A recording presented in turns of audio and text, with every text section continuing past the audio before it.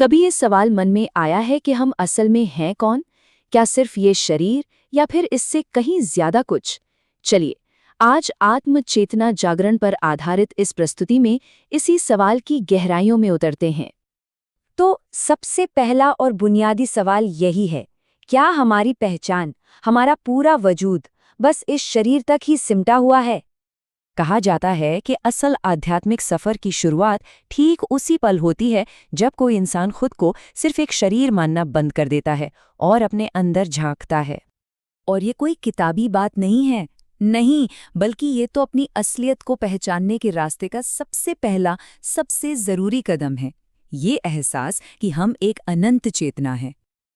तो ठीक है, अगर हम सिर्फ शरीर नहीं हैं, तो फिर वो क्या है जो शरीर के परे हैं?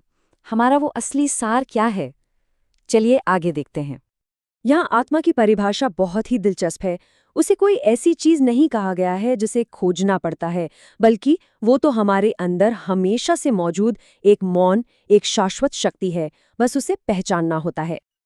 अब देखिए, इस अंदरूनी सफर के लिए कुछ औजारों की जरूरत तो पड़ती ही है, और सबसे पहला और सबसे ताकतवर औजार है हमारा अपना मन और उसमें उठने वाले हमारे विचार।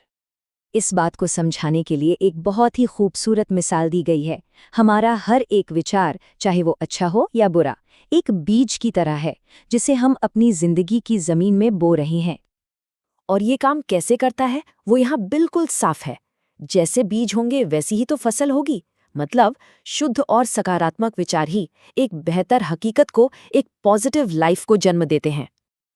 अच्छा, विचारों के बाद दूसरा सबसे अहम टूल है वर्तमान के पल में जीने की कला, यानी कि the power of the present moment.